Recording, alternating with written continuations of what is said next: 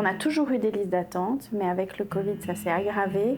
Et pour les troubles alimentaires, aujourd'hui, on est à 6 mois d'attente avec 50 personnes sur liste d'attente et on n'inscrit plus personne.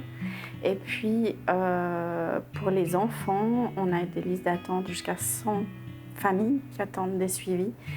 Et parfois, ça dépasse 6 mois et c'est très problématique avec les enfants parce que ça impacte leur année scolaire.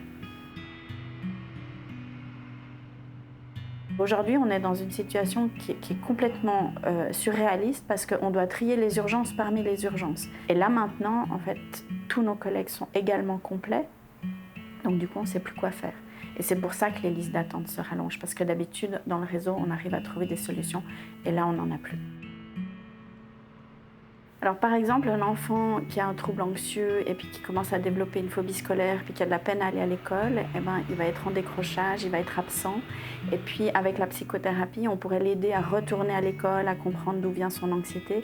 Et puis ça pourrait éviter qu'il décroche, qu'il redouble ou éventuellement qu'il mette en péril même sa formation. Selon l'âge, ça peut avoir des conséquences gravissimes. Et puis alors il y a des effets collatéraux parce que les parents aussi sont affectés par ces difficultés.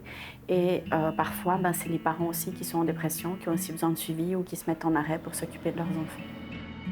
Dans les troubles alimentaires, pour un trouble naissant, en 15 séances, un trimestre, on peut désamorcer une anorexie. Alors que si on attend une année, le trouble s'est installé et ça peut prendre jusqu'à 10 ans. J'ai un exemple précis, une patiente était sur liste d'attente, elle a attendu, je pense, près d'une année, parce que pour les troubles alimentaires, l'attente est longue, parce que les suivis sont aussi plus longs.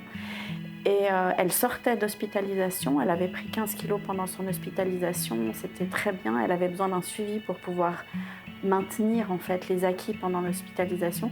Elle a perdu 13 kilos pendant l'année où elle a attendu d'avoir un rendez-vous. Donc on était quasiment à la case départ.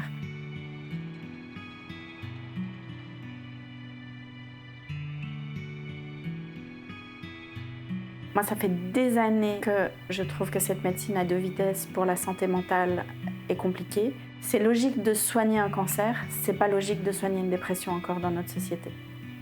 Et ça, j'espère qu'avec le modèle de prescription, vraiment, on va pouvoir démocratiser et du coup permettre aux gens de demander de l'aide plus rapidement pour que justement tout ça dure moins longtemps et coûte moins cher.